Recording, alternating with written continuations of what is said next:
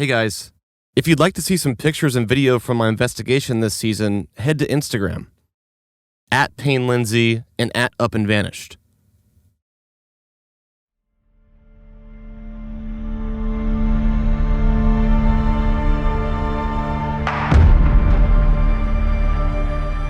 So it's like, you gotta from go my back. point of view, it's like either Paul did it or you guys did it together. Yeah. And so Catherine Goodluck, I stayed with her on the 10th. And then I stayed at Jamie Valenzuela's that night. That's where I was on the 10th. if this person can vouch for T being in Seattle those days, it would at least bring a little more credence to her story. Do you mind calling that friend of yours that you were with in Seattle? Okay.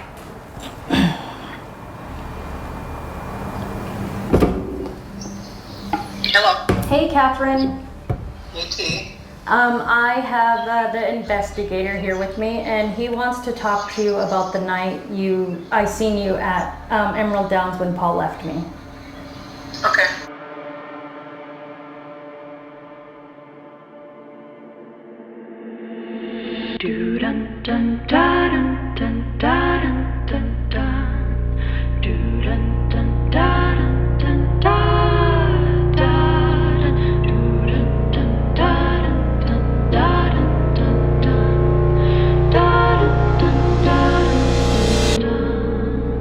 From Tenderfoot TV in Atlanta, this is Up and Vanished. I'm your host, Payne Lindsay.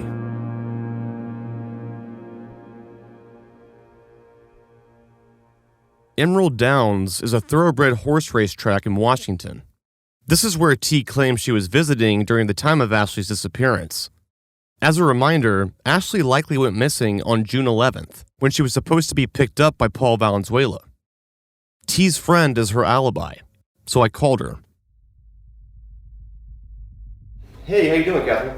Good, how are you? I'm doing well. My name is Payne. I'm working with Kimberly Loring, Ashley's sister, on a podcast, and we're just trying to ask as many people questions and just sort of piece together what may have happened.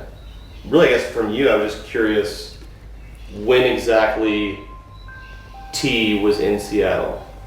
Do you want me to look up the date and everything, or do you have it there? If you don't mind, yeah.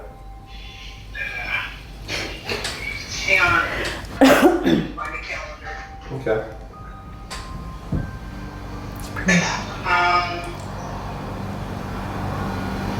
It was either the 10th or the 17th of June. I'd have to go back to look and see when that race was. Emerald Down races in 2017 started on the 9th, Okay, so it would have been the 10th of June. the last day of Emerald Downs races. And T stayed with you, or what? Yeah, I had my relay team there, Umatilla Express, and it was Saturday night. We had already raced, and we were sitting. The whole team was sitting there. It wasn't just me. There was a whole bunch of people there, and we were barbecuing. I have a living quarters horse trailer, which is RV with a horse trailer attached to it. It's all one complete unit.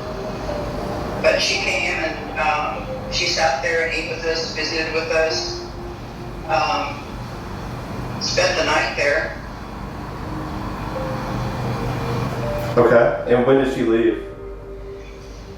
That morning. Sunday, I can't remember if she stayed and watched this race or not, but I know she was there Sunday morning. Because I helped her feed the horses. She was looking for a ride because her husband it was really strange. She told me she was there with her husband. They got in a fight out there on the freeway, and he kicked her out of the car. And she said she couldn't believe how basically lucky she was that she was that close to that racetrack, and there was all of the people there. I mean, there was people from all over, tribes all over the United States racing there. But how fortunate she was to be able to be that close and be even close to people from home too. Right. And so, do you know where T went after that? Not really. Okay. I talked to her a few days. I think I was messaging with her probably. I think she spent a couple more days in Seattle. We didn't leave. We left Monday morning. Okay. You said you left Monday morning? Yes. That's all I needed to know. I appreciate that. Okay. Thank you so much. Yep. Yeah. Bye, Catherine. Bye, T. Bye. So that Sunday morning after you left, where did you go? I went out front. I told her that Jamie was gonna come get me, I guess, and that I'm gonna go sit out front. And so I sat out there for maybe about an hour and a half. Okay. And it was too long to walk all the way back through to the gates, because there's all these gates that go down on Emerald Downs racetrack, and I think you need money to get back in. So I was stuck out there until his sister came, and I kept calling him and asking him where she was, but I guess she's a pharmacist, so I had to wait until her lunch or something, and she came and got me, bring me to her house. Went downstairs and stayed there that whole time. You'd have to call them to ask them.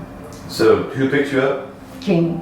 Valenzuela. Okay. And that's Paul's sister? In-law, yeah. Okay. And then so you went back to her house? Yep. And how long did you stay there for? I'm thinking till the 15th. 15th? Yep. Why do you remember the 15th? Because that's when Paul got paid.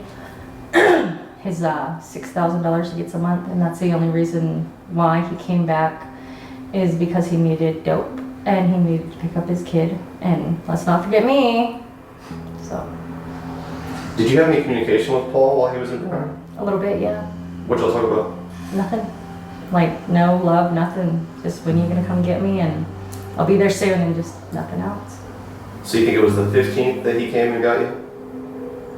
Yeah. No, the 14th, because he didn't have any money when he got there, and I remember him making fun of me because I was eating chicken with ranch in the morning, and he was just being a dick, like a hurtful asshole. So I don't know if I was pregnant then, but I was hungry and I was sober. So T left her friend's house on Sunday morning, June 11th, the same day that Ashley went missing, and she claims she went to stay with Paul Valenzuela's sister, Jamie. I've tried reaching Jamie several times, but no luck, so I can't confirm this. According to T, Paul left for Browning on Saturday, June 10th, and he came back to Seattle on June 14th. Very strange time gap there for Paul, considering Ashley went missing during that exact window. Whenever Paul left, there was plenty of time for him to get back to Browning. exactly. Well, that's what I was saying. So I mean, he made it all the time. Like, he would go there for a run and make sure he was right back when we first started dating. I started catching on to his times, so then all of a sudden it started getting longer and longer. One thing I've had a really hard time understanding is why exactly Paul left T in Seattle that day. T's memory of this seems vivid, and she brings it up a lot. But it just doesn't really make sense. So, what prompted this argument for him to kick you out in the first place? I don't get why AutoZone. you literally just talked to a person for a second? Exactly. That doesn't make sense to me. It doesn't make sense to me. It didn't make sense because that was out of character for Paul. I bring my boys out all the time while he was gone, and he knew it, and had bonfires, and we just trip out, turn off all electricity, and just wait and creep out over the feds, you know. So He never got mad. You're He would in show front up. of AutoZone. What do you see, and how does it unfold? I'm pulled up by AutoZone, and about 2 car spaces down, there is a Camaro, and it's blue, almost like my green one.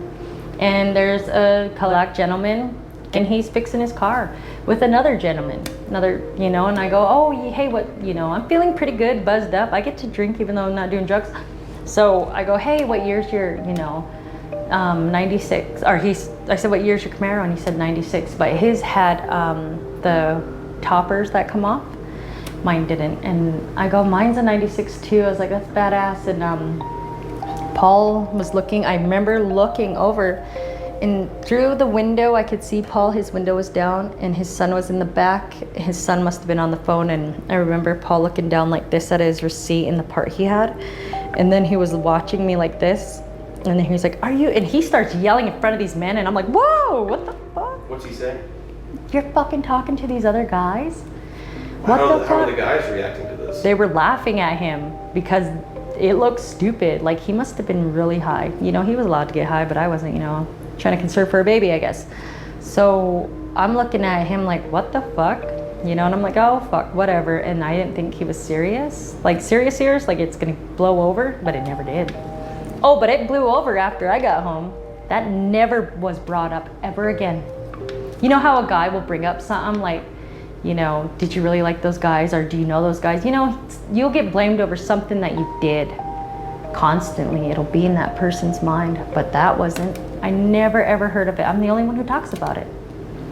Never, I mean, he probably wouldn't even remember. I don't know. But when I talk about it, like to you, I've never. Why would you not remember that? Because he never talks about it. He never talks about when I mean, it's what I'm the one. Exactly. Right? I am the one who. Are you sure it wasn't something else? No, it was. It had to have been something else. That's what I'm saying. It had to have been. That was out of character. That was not Paul. He did that for a purpose. Maybe this is the purpose why. Do you think maybe it was something about getting back home, and that was Ashley maybe? You know, he's been texting all day, so maybe it's time to go home to her, you know?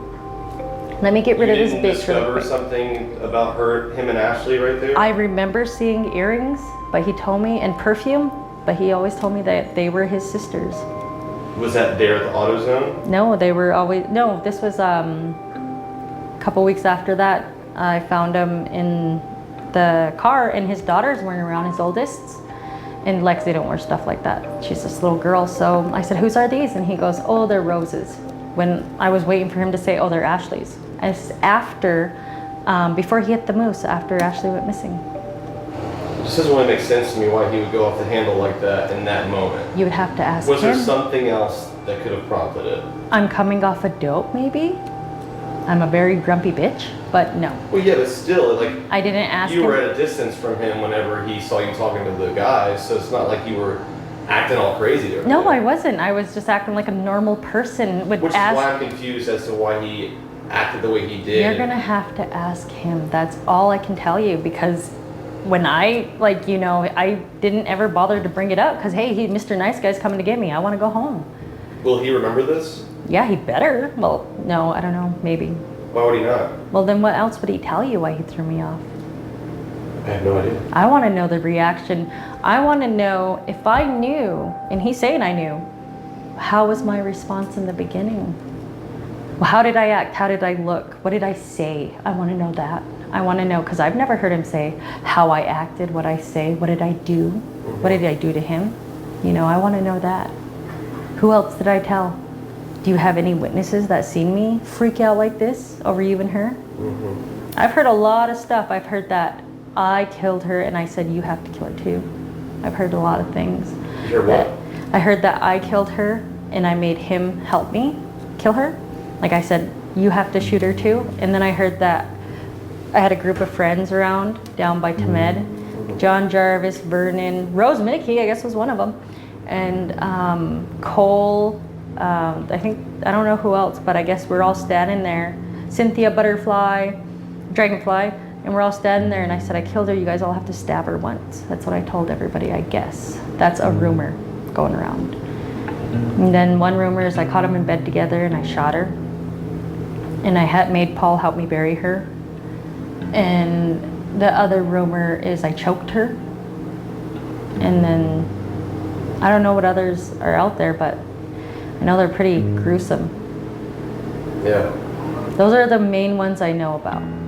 But when you hear stuff like that about yourself, it's really hard to defend yourself because of the fact that you're trying to defend yourself where somebody already believes it.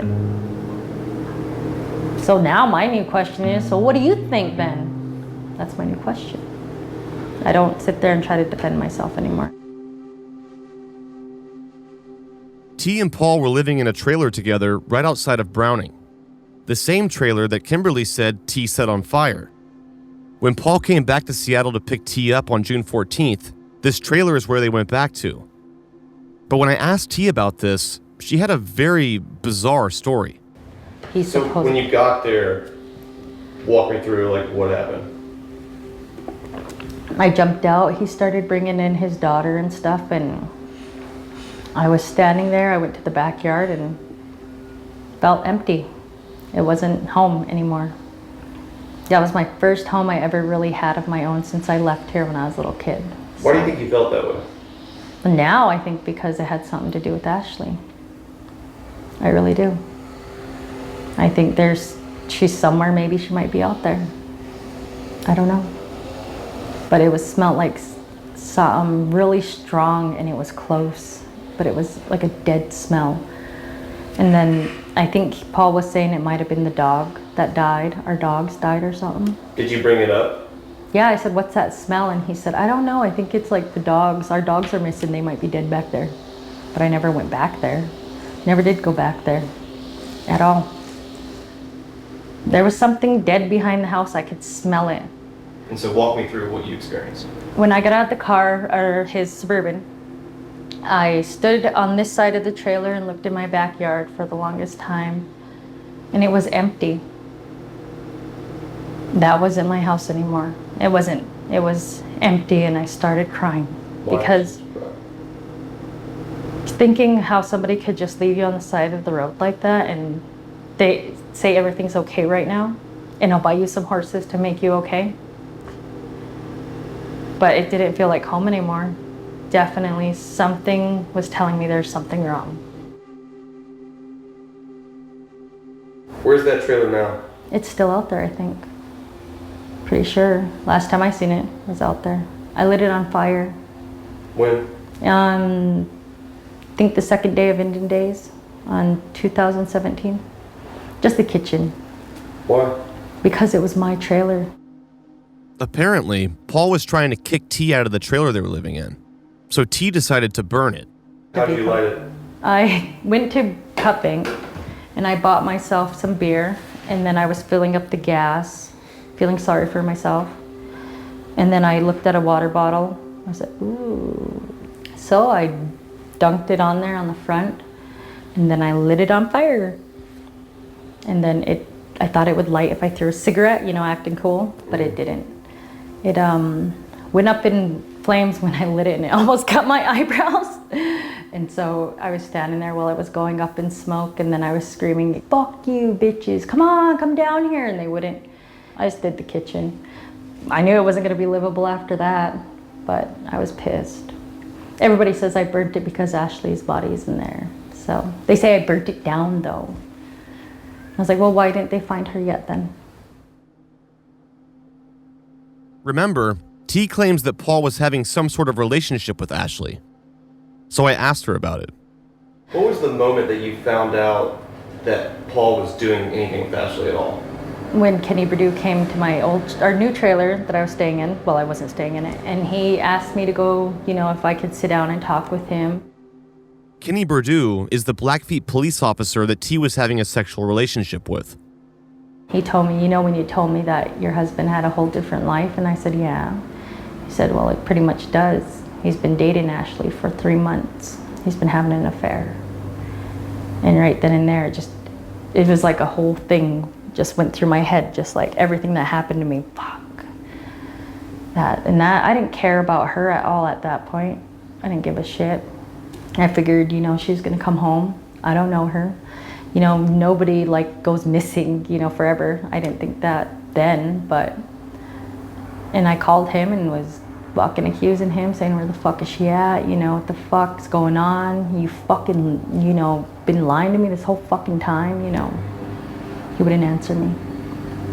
He would not answer me one bit. Do you think she's alive or dead? I don't know. I think she's dead. So what do you think? What do you think happened? If Sam's excluded from this, which it looks like he is, for me, the next step, the logical step, is to talk to Paul.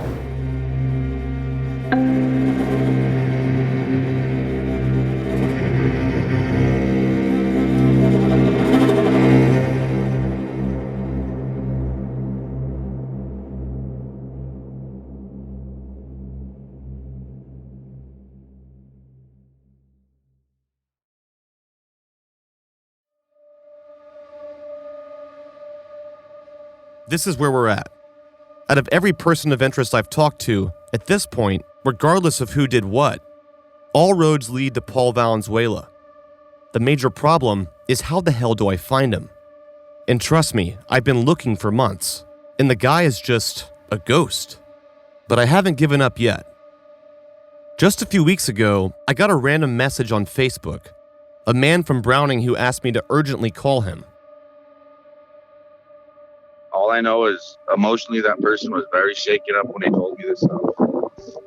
I don't know. They were like very scared.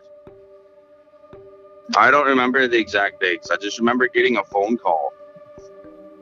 They told me that they had this girl at their house.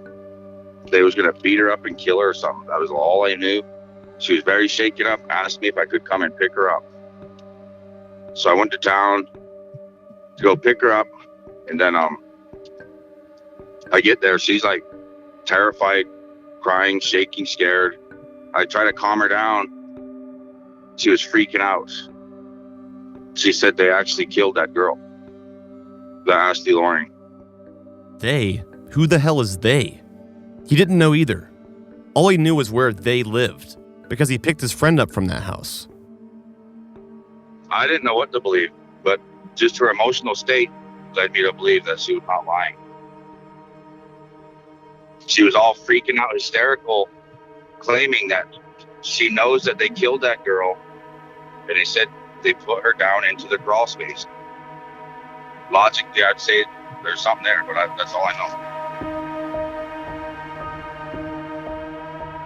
Well, you know where I'm going. To that house. And I'm bringing my friend Tracy Sargent and her cadaver dog. So there's a good chance they do not let me search this house. But hey, we're gonna try.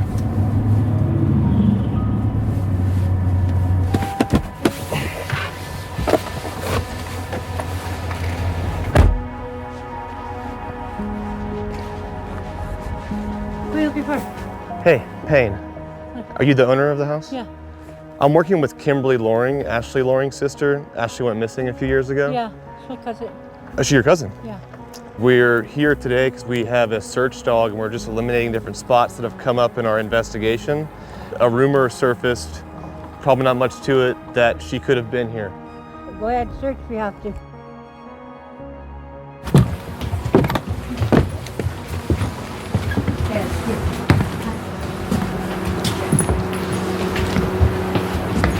Do you guys have a crawl space here? Yeah, it's, I have to get my wife to unlock them.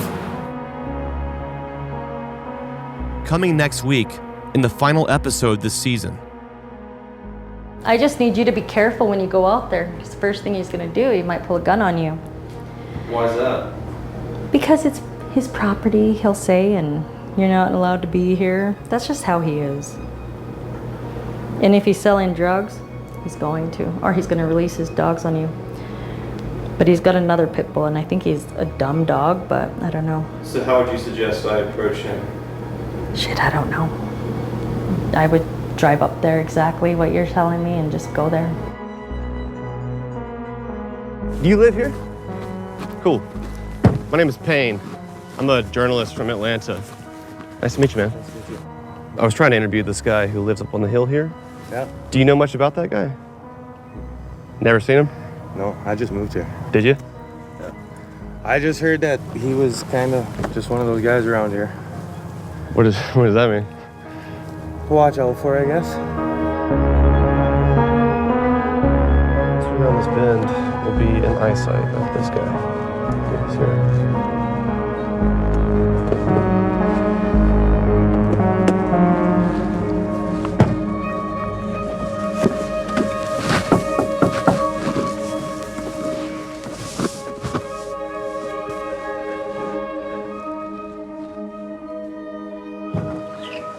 Is Paul here? Yeah, why? I'm a journalist.